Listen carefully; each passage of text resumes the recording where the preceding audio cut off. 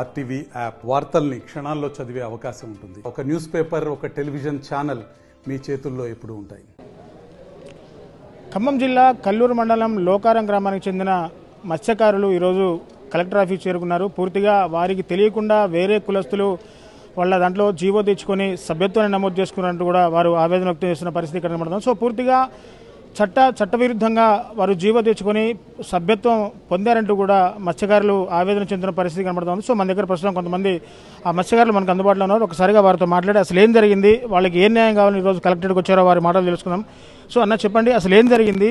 పూర్తిగా వేరే కులస్తులు సభ్యత్వం తెచ్చుకొని మమ్మల్ని చెరువులోకి రానికుండా చేస్తున్నారంటూ కూడా మీరు ఆరోపణ చేస్తున్నారు. అసలు ఏం జరిగింది? మీరు ఈరోజు కలెక్టరేట్ రావడానికి గల ప్రధాన కారణం ఏంటి? లోకారం మత్స్య సొసైటీ అధ్యక్షుడిని నేను. ఈ 2017 దాకా 113 కొనసాగుతారని దీంట్లో సభ్యులుగా ముదిరా సంఘం తరఫున.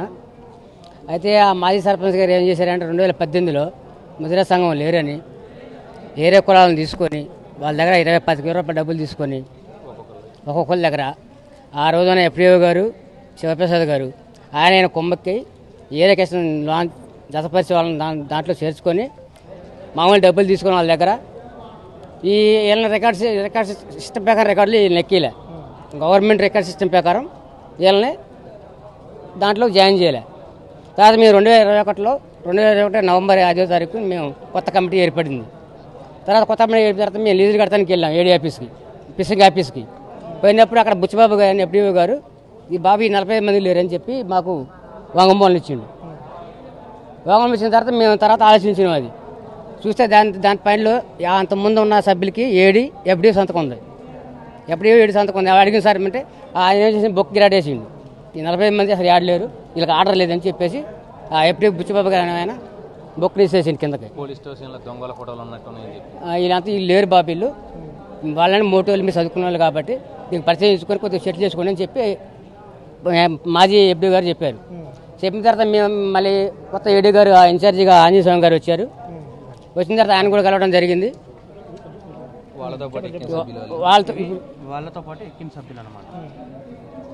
అంటే పూర్తిగా గతంలో ఉన్న సభ్యుల పేర్లంతా కూడా రికార్డ్ పూర్వకంగా అయితే రికార్డులో ఎక్కి అని చెప్పేసి కూడా మత్స్యకారులు చెప్తున్న పరిస్థితి కనబడుతుంది. సో పూర్తిగా ఇక్కడ ఆ టిక్ మార్క్ కూడా పెట్టేసింది. అంటే వీళ్ళు చట్ట విరుద్ధంగా సభ్యత్వం నమోదు చేసుకున్నట్టు కూడా మత్స్యకారులు చెప్తున్న పరిస్థితి కనబడుతుంది. సో ఎక్కడా కూడా దీని మీద వాళ్ళ మత్స్యకారులుగా వాళ్ళ సభ్యత్వం నమోదు చేసుకున్న వాళ్ళ వ్యక్తుల సంతకాలు కూడా ఎక్కడా లేవు. అంటే పూర్తిగా ఒక మత్స్యకారుల మీద దురుద్దేశంతో కావాలని డబ్బులు తీసుకొని వీళ్ళ పేర్లు పూర్తిగా నమోదు చేశారంటూ కూడా మత్స్యకారులు చెప్తున్న పరిస్థితి కనబడుతుంది. సో ఎక్కడ కూడా పూర్తిగా 40 మంది కూడా ఎక్కడ వాళ్ళ పేర్లు నమోదు చేసుకోకుండా రికార్డ్ బుక్లో కేవలం ఎంట్రీ మాత్రమే చేసుకున్నారంటూ కూడా చెప్తున్న పరిస్థితి. సో ఇక్కడ ఈ పర్సన్ కూడా పూర్తిగా నరసింహరావు అనే వ్యక్తి పూర్తిగా చనిపోయాడు. అయినా కానీ సొసైటీ బుక్లో పూర్తిగా అంటే ఇక్కడ క్లియర్గా రాసింది రికార్డులో గౌడ కులస్తుడు అని చెప్పేసి కూడా క్లియర్గా రాసింది. అయినా కానీ వేరే కులస్తుడిని తీసుకొచ్చి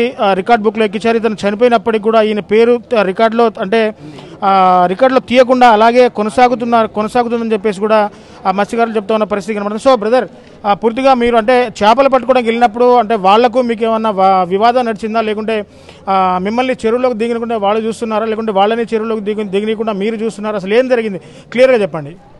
మేము సభ్యులం కదండి, మేము దిగుతాం పడతాం.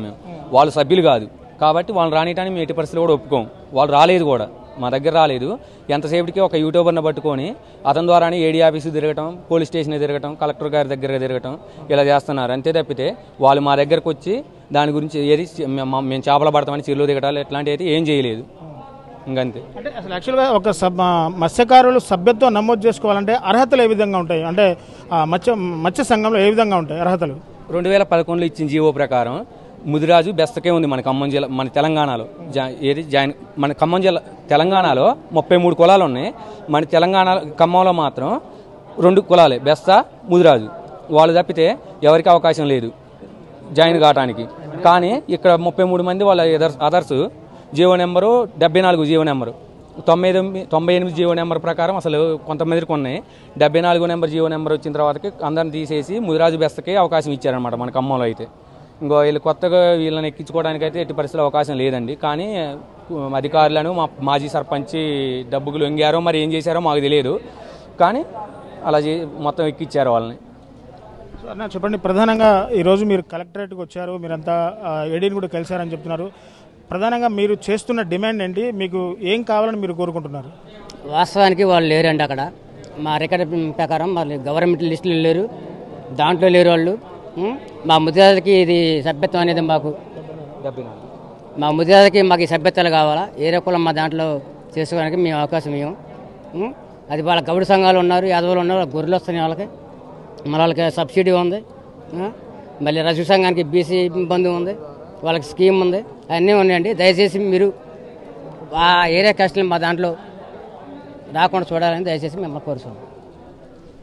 రైట్, పూర్తిగా చూశారు కదా, తెలంగాణ రాష్ట్రంలో మొత్తం 33 కులాలు ఉండగా అందులో కేవలం బెస్త కులం అలాగే ముదిరాజులు మాత్రమే చేపలు పట్టుకోవడానికి అర్హులని చెప్పేసి కూడా తెలంగాణ రాష్ట్ర ప్రభుత్వం జీవో నెంబర్ 74 ద్వారా క్లియర్గా ఇన్స్ట్రక్షన్స్ ఇచ్చినప్పటికీ అధికారులు నిర్లక్ష్యంగా వ్యవహరించి వేరే కులస్తుల్ని పూర్తిగా మత్స్యకారుల సంఘంలో వాళ్ళ పేర్లు నమోదు చేసుకొని వాళ్ళకి సభ్యత్వం ఇవ్వడం పట్ల బెస్తకారులందరూ కూడా ఆందోళన చెందుతున్న పరిస్థితి. సో ఇదే విషయం మీద అధికారుల్ని నిలదీస్తే అధికారులు పొంతనలేని సమాధానాలు చెప్తున్నారంటూ కూడా వాళ్ళు చెప్పుకొస్తున్న పరిస్థితి. సో ఏది ఏమైనా ఈరోజు ఖమ్మం జిల్లా కలెక్టర్ కార్యాలయానికి అందరూ అంటే దాదాపు 80 మంది మత్స్యకారులు కూడా కలెక్టర్ ఆఫీస్ చేరుకొని పూర్తిగా ఫిషరీ డిపార్ట్మెంట్ ఈడీ గారిని కలిసి వాళ్ళ సమస్యను విన్నవించుకున్నారు. అధికారులు కూడా వెనువెంటనే స్పందించి వేరే కులస్తుల్ని మా సభ్యత్వం నుంచి పూర్తిగా తొలగించాలంటూ కూడా వాళ్ళు ప్రధానంగా డిమాండ్ చేస్తున్న పరిస్థితి ఇక్కడ నెలకొంటాం. ఇది కెమెరా పర్సన్ నాగేంద్రబాబుతో నేను మీ దేవేంద్ర, RTV ఖమ్మం జిల్లా కలెక్టరేట్ నుంచి.